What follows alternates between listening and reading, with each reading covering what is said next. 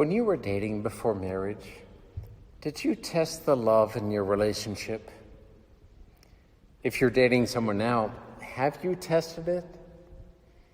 I sure should have when I was dating. I suspect the women I dated think they should have tested it too. John Paul II, who is a saint, taught that love should be tested. Of course, this doesn't mean if you love me, then you'll buy this thing or do this thing I want you to do. He means something more like evaluate or analyze. One must always test love thoroughly before it is declared to each other, and especially before one considers it one's vocation and starts building one's life on it, he wrote. It's necessary to test what is in each of the persons co-creating this love, making this love together, and consequently also what is between them, what binds them together. It must be established, he said, what their reciprocity is based on. Is it based on convenience, pleasure, use, or goodness? It must be established what their reciprocity is based on, and whether it is not merely an appearance of reciprocity, behind which is selfishness, which does not allow a union to develop. Love has different dimensions, different aspects or degrees. Love is often first experienced at the level of attraction, an emotional response to a good you perceive. Blonde hair, big muscles, wits. This reaction is due to lots of factors, hereditary factors or extraneous factors like, the music that you listen to, the shows that you watch, the social network that you're a part of. The reaction is also due to your formation, how your parents raised you, what sort of school you attended, what values they promoted, as well as your own efforts contribute to this reaction. All of this affects what attracts you to a specific person. Attraction consists of responses to distinct values. Some people will largely respond to sensual and sexual values. Therefore, love will develop differently than for those attuned to spiritual and moral values, such as intelligence and virtue. Two such different people will most likely react quite differently to the same person. They will see different things in them.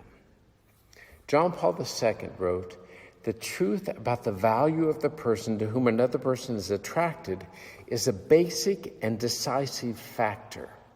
And this is just where emotional reactions often tend to distort or falsify attractions. Through their prism, values which are not really present at all may be discerned in a person. Her pretty little smile prevents you from seeing that she's a pretty little liar." This can be very dangerous to love. For when emotional reactions are spent, and they are naturally fleeting, the person whose whole attitude was based on such reaction and not on the truth about the other person is left, as it were, in a void, bereft of that good which he or she appeared to have found. Often, this moves from a purely emotional love to an equally emotional hatred for the same person.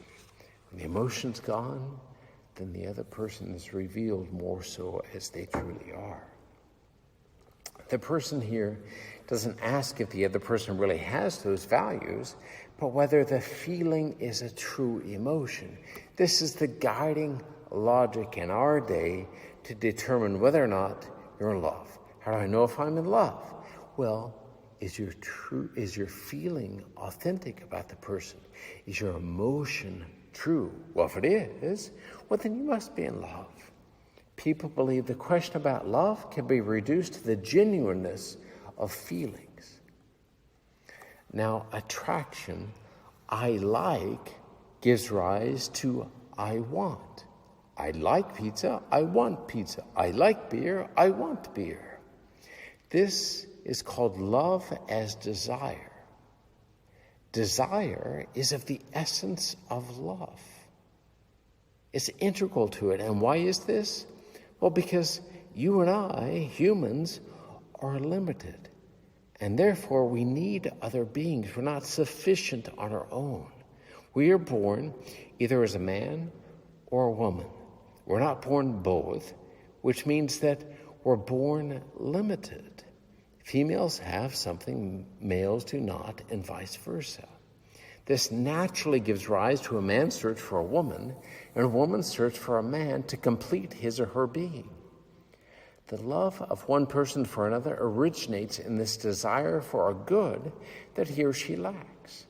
This is the source of the longing couples feel for one another. They feel their insufficiency, their incompleteness. They feel that vulnerability and seek out someone to complete their being, to bring what they lack. But this is the tricky part, because it's precisely here that we're most vulnerable to using the other person to get what we want, to treating them as an object, a means to an end, such as pleasure, comfort, or ease. But a human being can never rightly be used as a means to an end. For you and I have the capacity to determine what we will and will not do. No one has the right to decide on our behalf what our life should be about. Using a person as an object undermines our humanity. All of us try sometimes to do this with our spouse, with our parents. I'll be nice to you if you give me what I want. With our children, I'll say yes to you if you'll give me your affection. Our colleagues, priests do this often. I'll hang out with you, I'll be kind to you if you'll flatter me. Tell me you like my homilies. We do it sometimes with our God. I'll be here if you give this to me. I'll pray to you if you'll answer and grant what I've requested.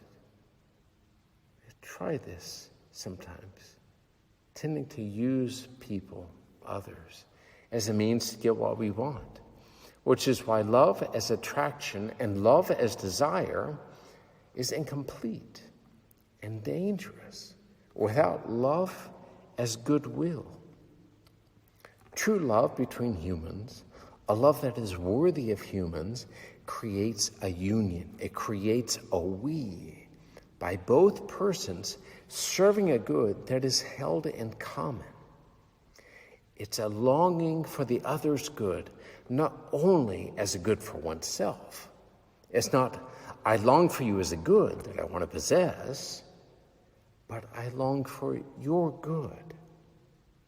And the quality of their relationship, of their sharing, the quality of their reciprocity depends on the character of the good they hold in common.